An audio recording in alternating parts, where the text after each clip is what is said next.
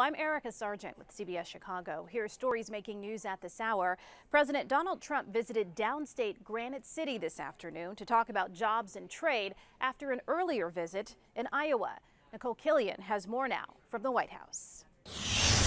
President Trump traveled to America's heartland to talk trade and reassure farmers and steelworkers that he stands with them. And we love our steelworkers, and our steelworkers are going back to work in record numbers, you notice? The president announced steep taxes on Chinese goods, including steel and aluminum imports last May. China retaliated by imposing tariffs on American exports like pork and soybeans.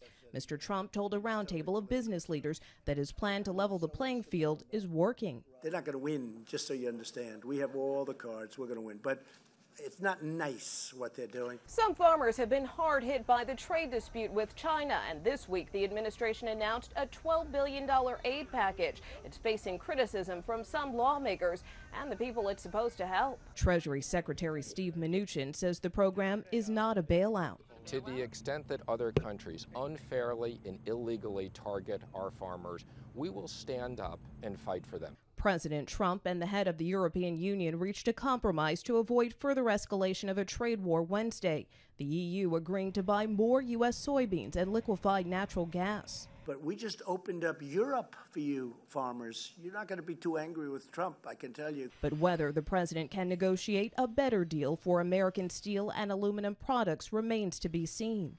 Nicole Killian, CBS News, Washington. And here is meteorologist Mary Kay Kleist with your forecast.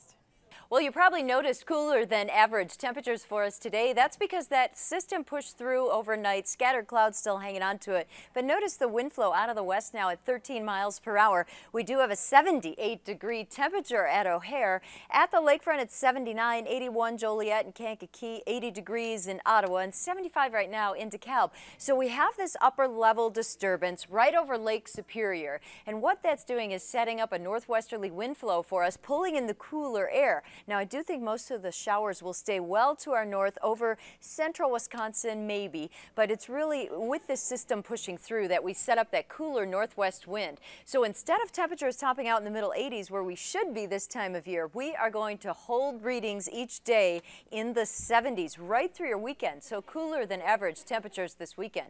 Now, as we move through tonight, partly cloudy skies and a low of 58 degrees.